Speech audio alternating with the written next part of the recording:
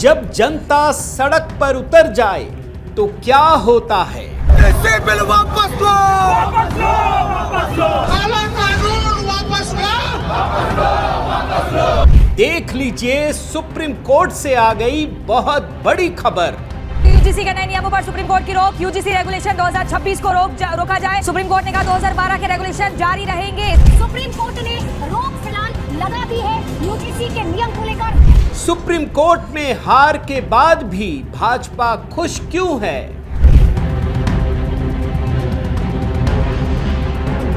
अखिलेश यादव को लगा 440 वोल्ट का सुप्रीम करंट। ये जो यूजीसी के नए नियम आए हैं, समाजवादी पार्टी ने यूजीसी के नए नियमों का समर्थन किया। यूजीसी ने कुछ गलत नहीं किया। जो गाइडलाइन आई है उसमें कहा गया कि फॉल्स कंप्लेंट वाला रेगुलेशन भी हटा है। फॉल्स कंप्लेंट जांच में फॉल्स पाई जाएगी तो क्या फर्क पड़ता है, तो किसके खिलाफ कार्रवाई हो जाएगी। सुप्रीम कोर्ट ने सुनी आम लोगों की आवाज। यूजीसी के नए नियम पर सुप्रीम कोर्ट ने कमेटी बनाने का आदेश दिया है। कोर्ट ने केंद्र और यूजीसी को नोटिस जारी किया है इस मामले में और जवाब मांगा है। लालू यादव और तेजस्वी यादव की टूट गई उम्मीद। आपको इस आधार पर फंसाया जाना चाहिए कि आपने कभी भी इस देश के 90% ओबीसी, एससी, एसटी, बहुसंख्यक जो आबादी है, जो माइनॉरिटी है, उसको आपने उसका हक नहीं दिया। आपको इस बेसिस पर फंसाया जाना चाहिए। कांग्रेस के समय का फैसला हुआ बहाल, मगर राहुल प्रियंका ने साध ली चुप्पी। जब तक इस मामले में फैसला नहीं हो जाता तब तक 2012 के जो नियम थे भेदभाव के खिलाफ वो लागू रहेंगे। इस ऑर्डर को फिलहाल न्यू रेगुलेशन स्टे कर दिया गया है, ये बड़ी खबर है। सुप्रीम कोर्ट का सख्त प्रहार, इंडिया अलायंस हुआ तार तार। साथियों नमस्कार, मैं हरिश्चंद्र बंडवाल इस वीडियो में आप सभी का स्वागत करता हूं। दोस्तों गजब हो गया, मैंने ऐसा देखा नहीं इससे पहले। यकीन मानिए, आजाद भारत के इतिहास में ऐसा वाकया इससे पहले आपने कभी नहीं देखा होगा। सुप्रीम कोर्ट में सरकार की हार हुई, फजीहत हुई, लेकिन सरकार गदगद है, भारतीय जनता पार्टी खुश है। और सुप्रीम कोर्ट में आप समझिए कि कांग्रेस की बात ही मान ली गई है। जो कांग्रेस की सरकार ने किया था उसी को सुप्रीम कोर्ट ने बहाल कर दिया। लेकिन कांग्रेस दुखी है, अपोजिशन पार्टीज दुखी हैं। कमाल हो गया ना, ऐसा वाकया आपको कभी नहीं दिखेगा दोस्तों। यह काम हुआ है यूजीसी के मामले में। मैं एक वीडियो तो आपके लिए बना चुका हूं दोस्तों, एक एक चीज आपको दिखाया था, उस नैरेटिव को आपके सामने प्रस्तुत करने की कोशिश की थी जो शायद कहीं मिसिंग थी, चाहे मेन स्ट्रीम मीडिया हो या सोशल मीडिया हो। और आज मैं आपको एक नई कहानी दिखाता हूं दोस्तों, किस तरीके से सुप्रीम कोर्ट ने चौतरफा झटका दिया है। कायदे से तो मैं ये कहता कि सरकार के लिए बहुत बड़ा झटका है, लेकिन मैं बोल ही नहीं पा रहा दोस्तों। आज आपको इस वीडियो में दिखेगा, यह चमत्कार है। और मजे की बात क्या है, सुप्रीम कोर्ट का फैसला आता है और कांग्रेस में सिर्फ फुटअव्वल शुरू हो जाती है। पूरे इंडी गठबंधन में मातम पसर जाता है, सारे के सारे सपने चूर चूर हो जाते हैं। और तभी मैं कहता हूं दोस्तों कि जिन लोगों को लगता है ना कि मोदी सरकार ने गलत किया है, उनको जरा धैर्य रखना चाहिए, संयम रखना चाहिए, क्योंकि यही वो सरकार है जहां आप किसी सुधार की गुंजाइश या इच्छा आकांक्षा रख सकते हैं, बाकी में तो उम्मीद भी नहीं कर सकते। तो आज मैं आपको दोस्तों सुप्रीम कोर्ट के फैसले को डिकोड करने जा रहा हूं। मेरा निवेदन है, जरूर कमेंट कीजिएगा दोस्तों, आप प्रधानमंत्री मोदी की सरकार पर कितना विश्वास करते हैं, इसको जरा अपने कमेंट में दीजिएगा। पहला कमेंट, जय सिया राम। मैं मान लूंगा कि आप मोदी जी के साथ हैं, किसी भी परिस्थिति में आप मोदी जी का समर्थन करते हैं। जय सिया राम, यही लिखिएगा दोस्त। बाकी जो मेरा गीत है, मां शारदे हम तेरा बंदन करें, वो अभी भी है दोस्तों, और मैंने कमेंट में पिंड कर दिया। नए गीत की तैयारी हो रही है, आइए शुरू करते हैं। पहले तो मैं आपको सबसे पहले 2 विंडो दिखाता हूं। आज जरा कुछ विंडो मैं लेकर के आया हूं आपके लिए। इस 2 विंडो को देखिए, इसमें क्या कहानी है मैं जरा आपको बता देता हूं। ये जो यूजीसी का रायता फैला था ना दोस्तों, वो सुप्रीम कोर्ट के ही ऑर्डर से फैला था, और सुप्रीम कोर्ट के ऑर्डर से ही ये रायता बंद होने की उम्मीद है। बंद हो गया है, बल्कि उम्मीद क्या है भाई, रोक लगा दिया है। 15 सितंबर 2025 को सुप्रीम कोर्ट ने यूजीसी को आदेश दिया था कि 2 महीने के भीतर आप नए नियम बनाइए, 2 महीने के भीतर। और अभी क्या हो गया? सुप्रीम कोर्ट को ही इसे समेटना पड़ा, सुप्रीम कोर्ट ने इसमें रोक लगा दी है। तो ये 2 विंडो, ये इसलिए आपको दिखा रहा हूं ताकि आप इस बात को समझ सकें कि क्या मोदी सरकार लेकर आई थी। मुझे तो नहीं लगता दोस्तों। अब ये गलती है, इसके लिए आप उनकी जितनी आलोचना करना चाहें कर डालिए, लेकिन यूजीसी की छोटी छोटी चीजों को अब मोदी जी खुद देखें, ये तो संभव भी नहीं है। भाई हर संस्था, हर मंत्रालय तो अपने हिसाब से काम करता है ना। लेकिन ये शुरू सुप्रीम कोर्ट से हुआ और सुप्रीम कोर्ट में ही आकर के ठहरा है या खत्म हुआ है दोस्तों। अब मैं आपको सुप्रीम कोर्ट के फैसले को सुनाने से पहले एक और 5 विंडो दिखाता हूं। मजेदार चीज है, मैं आपको वो दिखा रहा हूं दोस्तों जो आपको कोई नहीं दिखाएगा। आप ध्यान रखिए, ये 5 विंडो क्या है? ये 5 विंडो 5 तरह की प्रतिक्रिया है। पहला, कांग्रेस के स्टूडेंट्स यूनियन ने जो यूजीसी का नया नियम था उसका समर्थन किया था। समाजवादी पार्टी समर्थन किया था। आरजेडी तो लेवल 1 और ऊपर था, जिसने यह कहा कि जानबूझ के लोगों को फंसाना चाहिए, यानी समर्थन किया था। स्टालिन दक्षिण भारत में मुख्यमंत्री, डीएमके ने भी समर्थन किया था।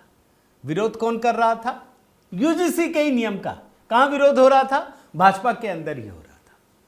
भाजपा के बड़े बड़े पदाधिकारी इस्तीफा दे रहे थे, विरोध कर रहे थे। बताइए, सरकार का नियम, यूजीसी का नियम, केंद्र सरकार पर पूरी तरह से भाजपा का कब्जा, और उन्हीं के नियम का भाजपा ही विरोध कर रही थी और सारी विपक्षी पार्टियां समर्थन कर रही थी। मैं ऐसे ही नहीं कह रहा हूं, ऐसा आपको इतिहास में दिखेगा नहीं। और मैं चंद्रशेखर रावण और पप्पू यादव इसकी तो बात ही नहीं कर रहा दोस्तों। अब मैं आपको जरा सुप्रीम कोर्ट के फैसले को बताता हूं दोस्तों। यह वास्तव में बहुत बड़ा फैसला है। एक आग जो धीरे धीरे फैल रही थी उसको सुप्रीम कोर्ट ने कैसे विराम दे दिया, इस बात को समझना जरूरी है। और जो सुप्रीम कोर्ट में तर्क रखे गए, जो चीफ जस्टिस ऑफ इंडिया ने कहा, वो हम सबको बड़े ध्यान से सुनना चाहिए। तब समझ में आएगा कि क्यों सुप्रीम कोर्ट ने इस पर रोक लगाई है। सुप्रीम कोर्ट में दोस्तों 2 जजों की खंडपीठ थी, जिसमें खुद चीफ जस्टिस सूर्यकांत और जस्टिस जॉय माल्या बागची की बेंच थी। मामला यूजीसी के नए नियम पर सुनवाई। पिटिशनर कौन? मृत्युंजय तिवारी, एडवोकेट विनीत जिंदल, राहुल देवान की तरफ से याचिकाएं डाली गई। वकील कौन? विष्णु शंकर जैन, महाधिवक्ता तुषार मेहता। यह पूरी की पूरी कहानी है। और आज क्या फैसला आया दोस्तों? सुप्रीम कोर्ट ने साफ साफ ये आदेश देते हुए कहा कि यूजीसी के नए नियम अस्पष्ट हैं और इसके दुरुपयोग का खतरा है। यानी नए नियम पर सीधे सीधे रोक लगा दी गई है। अगली सुनवाई की तारीख तय हो गई, 19 मार्च को होगी। सुप्रीम कोर्ट ने केंद्र सरकार को नोटिस जारी किया है, जवाब तलब किया है और यूजीसी को फिर से केंद्र सरकार को रेगुलेशंस बनाने के लिए कहा है और तब तक इसके संचालन पर रोक लगी रहेगी। अब इसके संचालन पर रोक लगी रहेगी तो भैया चलेगा क्या नियम? तो चलेगा वही 2012 वाला नियम जो कांग्रेस की सरकार ने बनाया था। अब कांग्रेस के लिए तो खुशी का सबब होना चाहिए था। कहीं सुना आपने? कहीं चुपके से भी किसी ने कहा क्या? देखा हमने जो बनाया वही चल रहा है। कुछ कहा? नहीं कहा।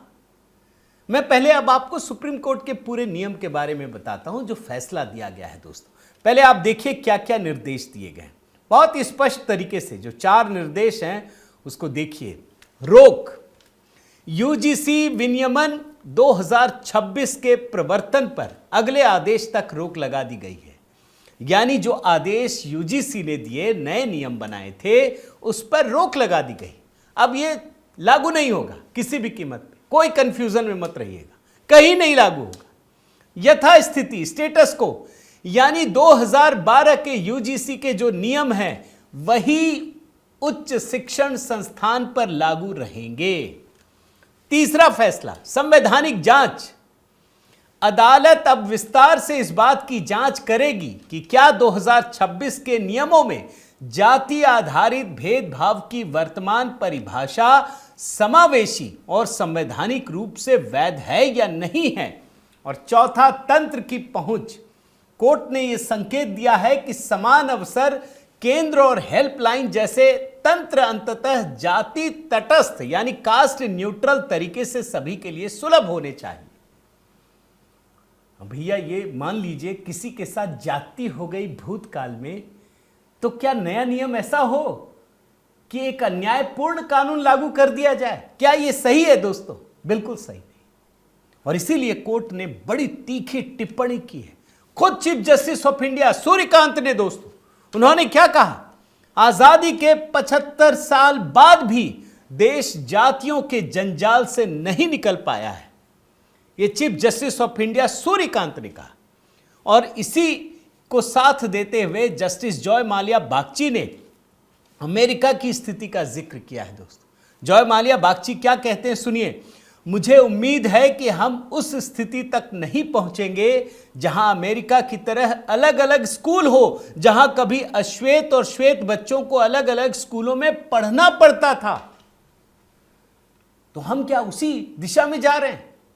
अमेरिका में दोस्तों अलग अलग स्कूल होते थे, श्वेत के लिए अलग, अश्वेत के लिए अलग। क्या हम उसी दिशा में वापस लौट रहे हैं?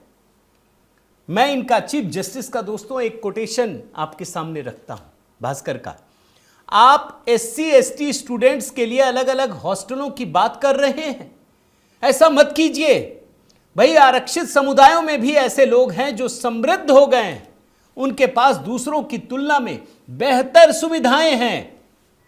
यह साफ साफ चीफ जस्टिस बोल रहे हैं। और आप याद कीजिए ना, BR गवई साहब चीफ जस्टिस ऑफ इंडिया थे, दलित जाति से थे। क्या कहा था उन्होंने? भाई इसमें भी क्रीमी लेयर जैसी चीजें होनी चाहिए। कहा था ना कि एक व्यक्ति जिनको मिल रहा है उसी को मिल रहा है। शेड्यूल कास्ट और ट्राइब्स में भी जो पिछड़े रह गए उनको फायदा मिल ही नहीं रहा, यह कहा गया था दोस्तों। और नए chief justice of India Suryakant ने जब नियमों पर रोक लगाया तो वो क्या कहते हैं, मैं कोट अनकोट में कुछ चीजें पढ़ता हूं दोस्तों। क्या हम जाति विहीन समाज की तरफ बढ़ रहे हैं या पीछे जा रहे हैं? हमने देखा है कि हॉस्टल में छात्र एक साथ रहते हैं। नए नियम से ऐसे हॉस्टल बन जाएंगे, ऐसा नहीं होना चाहिए। फिर आगे कहते हैं कोट अनकोट में, हम सरकार से जवाब लेंगे। ऐसी परिस्थिति से कुछ लोग लाभ ले सकते हैं, एक विशेषज्ञ कमेटी भी बनाई जा सकती है। कई सारे सवाल खड़े हुए हैं दोस्तों। भाई हम तो देख ही रहे हैं, अच्छा समाज में क्यों ये तो जागरूकता है। अगर कांग्रेस की सरकार होती ना, आप सवाल भी नहीं खड़े कर पाते। आप याद रखिए, भारतीय जनता पार्टी की सरकार ने बहुत बड़ी गलती की।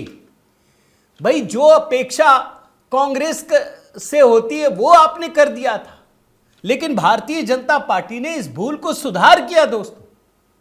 सुप्रीम कोर्ट में सुनवाई के दौरान जो वकील हैं, याचिकाकर्ता के वकील, कुछ उसकी भी बात बताता हूं। उन्होंने क्या कहा, संविधान ने सबको संरक्षण दिया है, सभी नागरिकों की रक्षा होनी चाहिए, लेकिन नया नियम भ्रमित करता है और समाज में भेदभाव पैदा करता है। इसमें सिर्फ ओबीसी एससी एसटी की बात की गई है। और जो याचिकाकर्ता के वकील हैं दोस्तों, वो कहते हैं कि भाई जो नया नियम है उसमें 3E वो तो पहले से ही है, वो तो सारे भेदभाव रोकता है, फिर 3C की जरूरत क्यों पड़ी? तब चीफ जस्टिस ऑफ इंडिया ये कहते हैं कि इसकी जरूरत नहीं है। हम सिर्फ यही देख रहे हैं कि नए नियम अनुच्छेद 14 यानी समानता के अधिकार के हिसाब से सही हैं या नहीं है। अब आपके मन में सवाल उठेगा कि ये 3C और 3E क्या है, तो मैं जरा वो जो नया नियम है दोस्तों उसी का हिस्सा उठाकर लाया हूं। आप ध्यान से देखिए, इसमें ग और अंगा वाला हिस्सा, जो याचिकाकर्ता के वकील हैं वो कह रहे हैं कि जो अंगा वाला हिस्सा है वो तो ऑलरेडी है, तो फिर 3G की जरूरत क्यों पड़ी? अब अंगा क्या है पढ़िए। भेदभाव का अर्थ धर्म, नस्ल, जाति, लिंग, जन्म स्थान, दिव्यांगता या इनमें से किसी एक के आधार पर किसी भी हितकारक के विरुद्ध कोई भी अनुचित, भेदभावपूर्ण या पक्षपातपूर्ण व्यवहार या ऐसा कोई कार्य, चाहे वह स्पष्ट हो या अंतर्निहित हो, इसमें ऐसा कोई भी विभेद, बहिष्करण, प्रतिबंध या पक्षपात भी शामिल है जिसका उद्देश्य या प्रभाव शिक्षा में समान व्यवहार को निष्प्रभावी या अक्षम करना है, विशेष रूप से किसी भी हितकारक या हितधारकों के समूह पर ऐसी शर्तें लगाना है जो मानवीय गरिमा के प्रतिकूल हो। कुछ बचा इसमें? भाई इसमें धर्म, नस्ल, जाति, लिंग, जन्म स्थान, दिव्यांगता, सभी तो मामले आ गए। लेकिन 3 में क्या है दोस्तों?